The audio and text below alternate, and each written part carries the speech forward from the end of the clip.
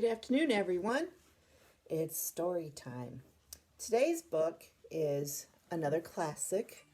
It is Curious George Goes to a Chocolate Factory by Margret and H.A. Rays. There we are. Curious George, that curious little monkey. Look at him. Oh no, chocolate. This is George. George was a good little monkey and always very curious. One day, George went for a drive with his friend, the man with the yellow hat.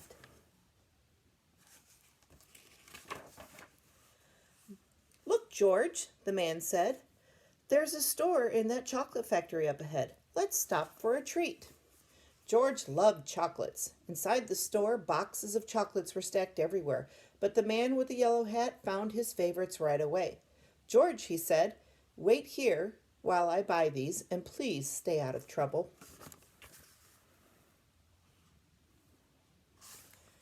What do you think? I don't think George is going to stay out of trouble. George looked around the store. He saw chocolate-covered cherries and fudge-flavored lollipops. A chocolate bunny caught his eye. Then something else caught his eye. What were all those people looking at? George was curious.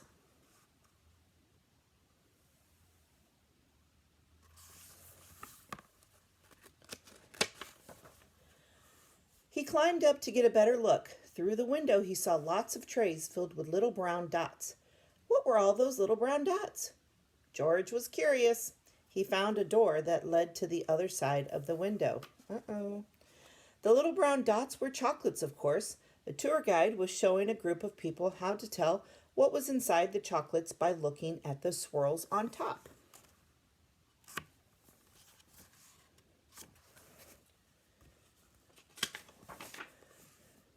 This little swirl means fudge. This one says that caramel is inside. And this wiggle is for marshmallow. This is a squiggle for a truffle. This one is for nougat.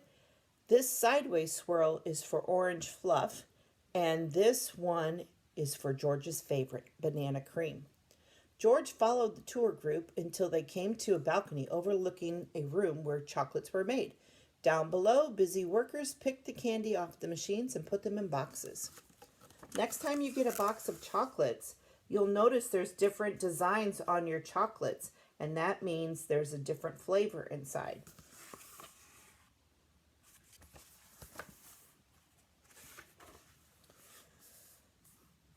These were the machines that made the chocolates with the swirls on top. The chocolates came out of the machines on long belts. But how did they get their swirls? George was curious.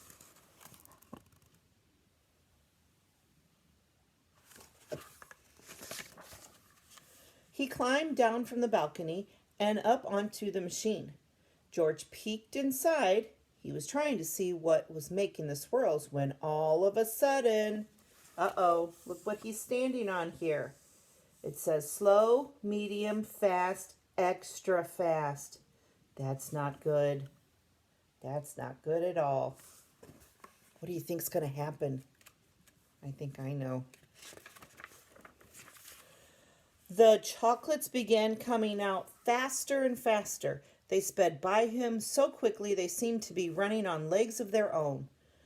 "Quick, bring more boxes," yelled a man with a tall white hat. "What happened?" asked another man. Nobody answered. Nobody knew what had happened, and everyone was so busy no one noticed George.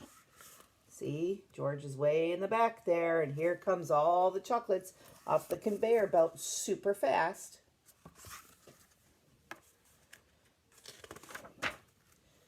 The workers began to fall behind, and the candy began to fall off the end of the belt. "Save the chocolates!" yelled the man with the tall white hat. Meanwhile, George saw one of his favorites whiz by. He tried to catch the banana cream chocolate, but it was too fast. He chased it to the end of the belt. Look at all those chocolates falling on the floor. Oh no! There goes George going after that banana cream one that he likes. At the end of the belt, a pile of chocolates was growing taller and taller. George had never seen so many chocolates. As he searched for the banana cream, he put the others in empty boxes. George was a fast worker. Someone noticed and yelled, Bring that monkey more boxes. He's helping us catch up.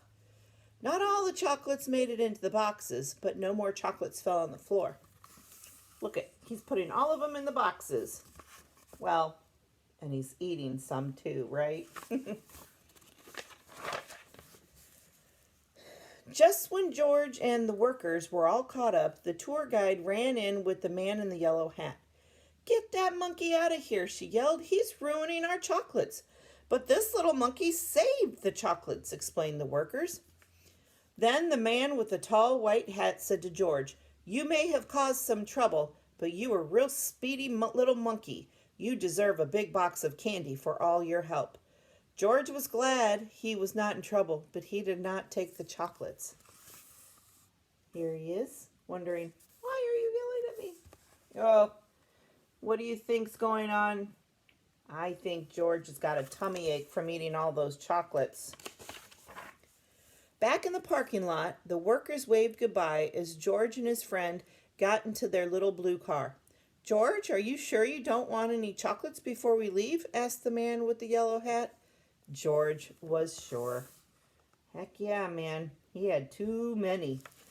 That was Curious George Goes to the Chocolate Factory and gets into a little trouble and somehow always seems to make things right. That's our story for today. See you tomorrow, everyone. Peace out.